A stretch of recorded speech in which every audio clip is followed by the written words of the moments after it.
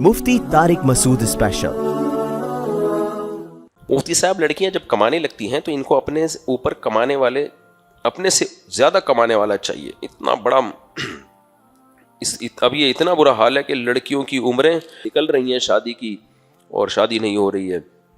बेटे के लिए रिश्ते देखती हैं तो ये मामला सामने आ रहे हैं कि कमाने वाली लड़की अपने से, भाई यार ये लड़कियों का कमाना ही ठीक नहीं है, इस्लाम में ये पसंदीदा काम नहीं है। मुझे ये कहने में कोई आर महसूस नहीं हो रही है। इसके जो साइड इफ़ेक्ट हैं, कोई ज़रूरत हो तो एक अलग बात है, नॉर्मली इस्लाम में ये पसंदीदा नहीं है। करना फ़ी बुयूतिकुन्ना, अल्लाह कहते हैं घरों में करार पकड़ो। और अर्रिजालु क़व्वामून अलन निसाई बिमा फ़द्दलल्लाहु बअदहुम अला बाज़ व बिमा अनफ़क़ू मिन अम्वालिहिम। माल खर्च करना किसकी जिम्मेदारी है? मर्द की।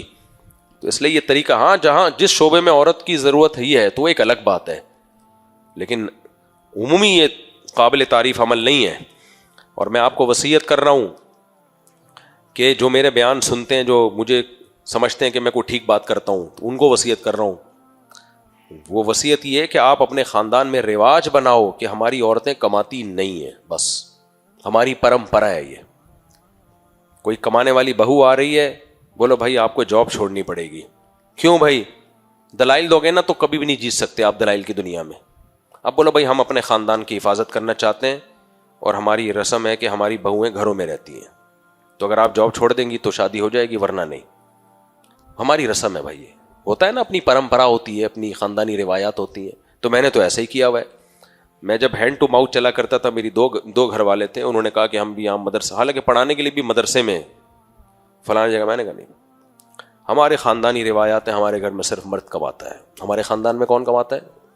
अब आप कहोगे नहीं, कोई हो सकता है कि नहीं आपके ख़ानदान में तो फ़लाँ खातून जॉब कर रही हैं। तो मेरा ख़ानदान से मुराद अभी जो स्टार्ट हो रहा है, बाप दादा में तो ये रस्म थी, अब ज़ाहिर है हमारे ख़ानदानों में भी वही असरात आए हैं, कमाने की रिवाज शुरू हो गया। तो मेरा का मतलब मैं अपने लिए नहीं, और नस्लों तक भी, लौंडे लपाड़ों को भी जो शादियों के काबिल होंगे, भाई बच्ची कमाएगी नहीं, भाई बहू नहीं कमाएगी, घर में रहेगी। तो जिसको शादी करनी है कर देगा, नहीं करनी होगी नहीं करेगा।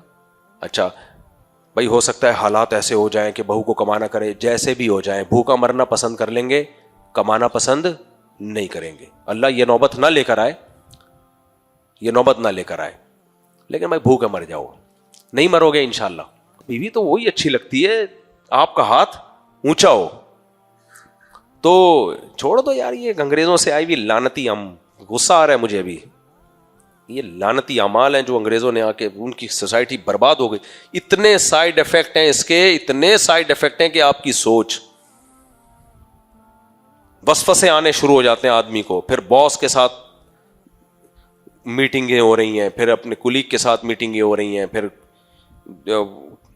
मैं नहीं कह रहा सारी औरतें गलत होती हैं, मेजॉरिटी ठीक ही है, मेजॉरिटी गलत नहीं है, लेकिन आपने रास्ता तो हमवार कर दिया ना, फिर वो औरत लगती नहीं है, उसमें औरत पना ही खत्म हो जाता है।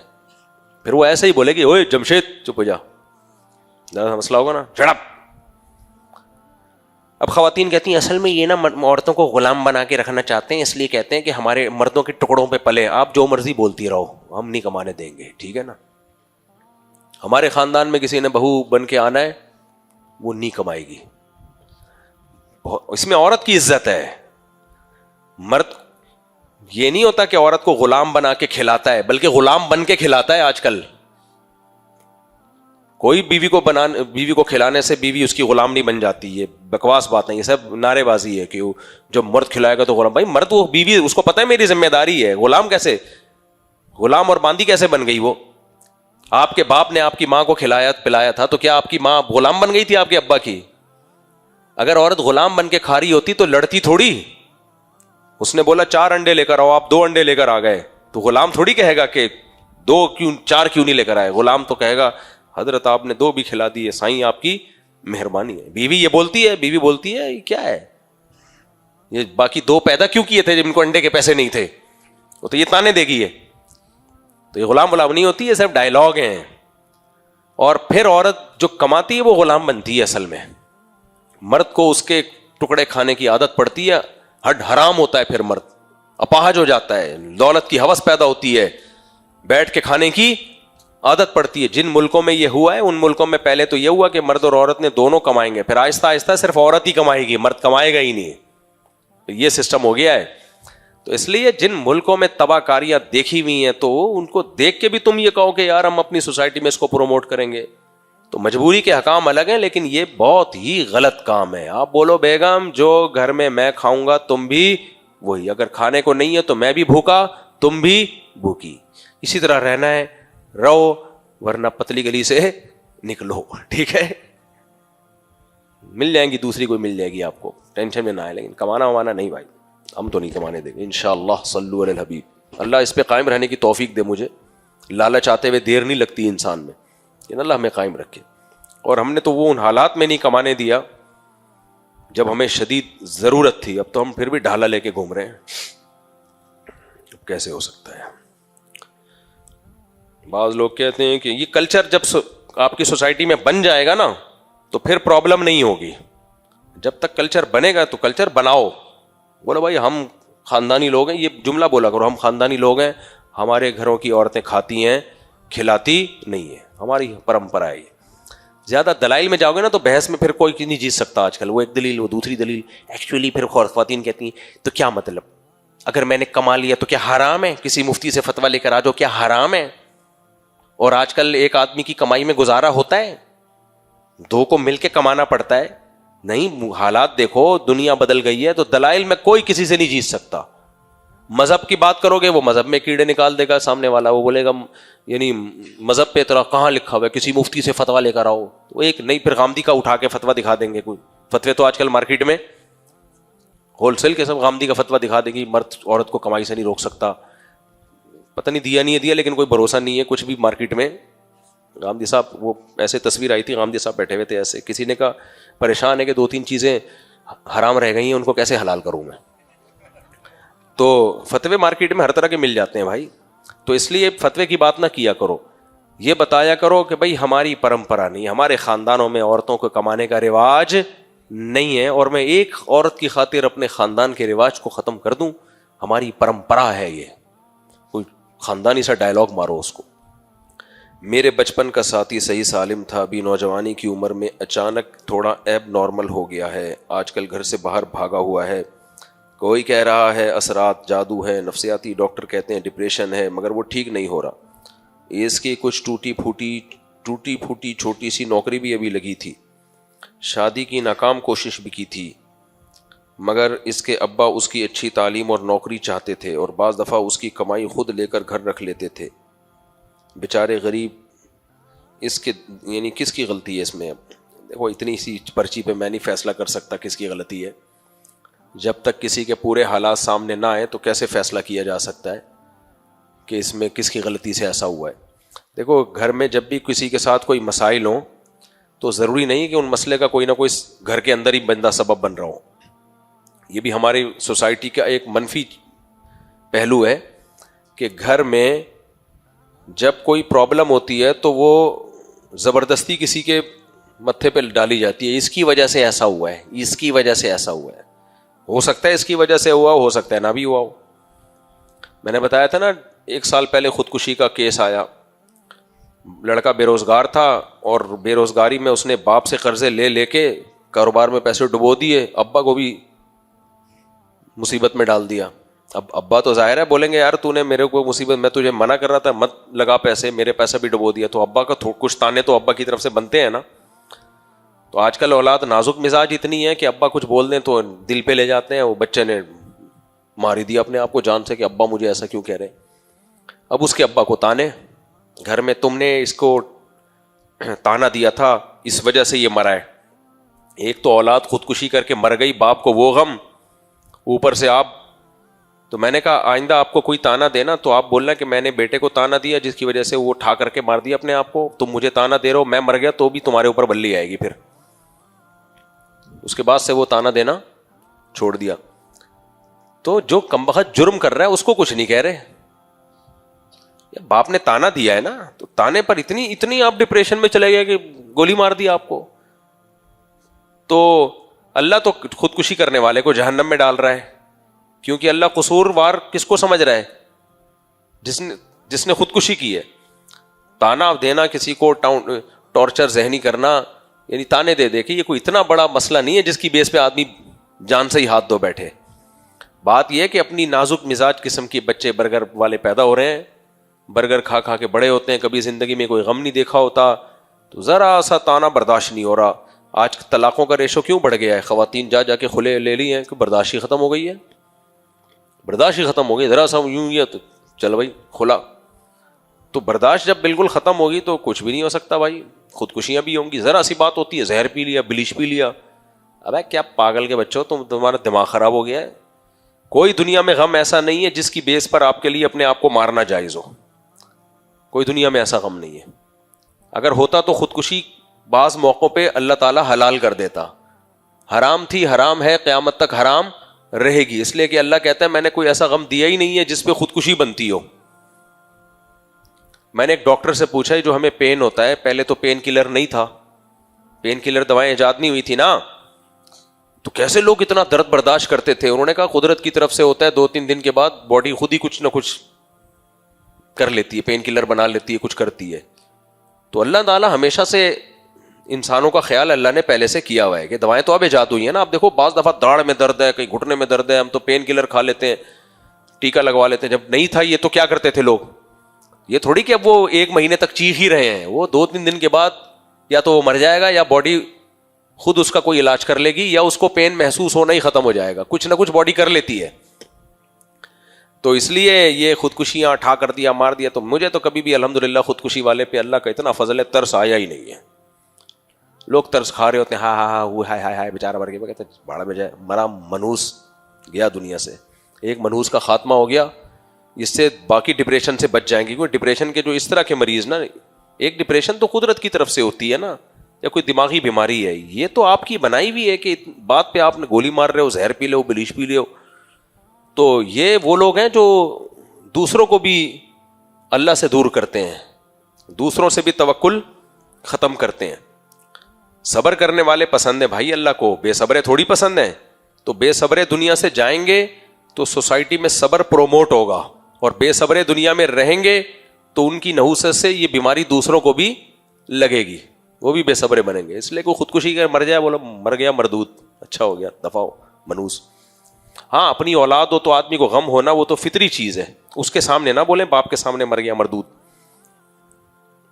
تو پھر کل لوگ آپ کے بارے میں کہہ رہے ہوں گے مر گیا, کیونکہ باپ آپ کو گولی مار دے گا. تو ہر چیز ہر جگہ کہنے کی نہیں ہوتی. جن کا رشتہ دار گیا ہے ان کو تو ایک محبت ہوتی ہے فطری, تو ان کو تو تسلی کے جملے کہیں کہ بس کوشش دعا کرتے ہیں اللہ مغفرت کرے, اور بس جو ہونا تھا ہو گیا. ان کو تو یہ تسلی دی جائے, لیکن دل میں اور عام لوگوں کے سامنے اچھا ہوا مرا سالہ. اور خاص طور پہ جو لڑکیوں کے عشق میں مرتا ہے نا, زیادہ تر نوجوان مرتے ہیں لڑکیوں کے عشق میں. شادی ناکام, ابا نے شادی نہیں کی تو مار دی گولی, پھر لوگ ابا کو کہہ رہے ہوتے ہیں دیکھو تمہارا قصور ہے. اب یہ منحوس آدمی مر گیا اچھا ہے, کیونکہ یہ شادی کرتا نا, ذرا سی بیوی کی طرف سے ٹینشن آتی, اس نے اس کو گولی مار دینی تھی.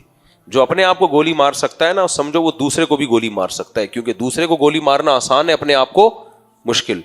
تو ایسا آدمی مر گیا زیادہ اچھا ہے.